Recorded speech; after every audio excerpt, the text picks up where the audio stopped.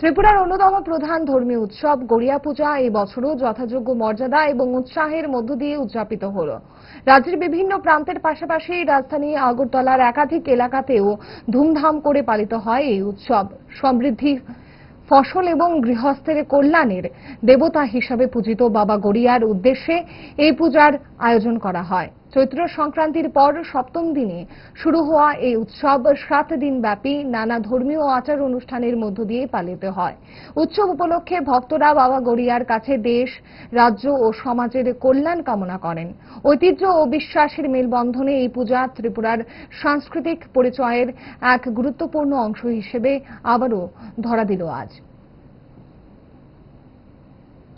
এই বাবা গড়িয়ার যে পূজাটা আছে এটা ধন সমৃদ্ধি, আমাদের মূলত বৈশাখ মাস এবং যেটা বৈশাখ বলি আমরা, আর আমাদের যেটা বৈশাখ মাস, সেখানে আমরা 7 দিনের পূজা। এটা প্রথম দিন শুরু হবে এবং 7 দিনের মধ্যে, যেমন আজকে 21 তারিখ, এটা আমাদের শেষের দিন। তো এটা রিচুয়াল, আমাদের বিশেষ করে জনজাতিদের রিচুয়াল প্রোগ্রাম। এটা যদি এখন আর এটা সীমিত নেই, এটা সার্বিকভাবে সবার কাছে এটা আমাদের ফেস্টিভ্যাল হিসেবে আমরা এটা ত্রিপুরাতে এটা চালিত হচ্ছে আর কি। আর এটার যেহেতু আমাদের ধন সম্পত্তি বৃদ্ধি এবং মানুষের ভালো এবং সবকিছু দিকে আমরা এটা করে থাকি, এই পূজাটা আমরা উপলক্ষ করে থাকি আর কি।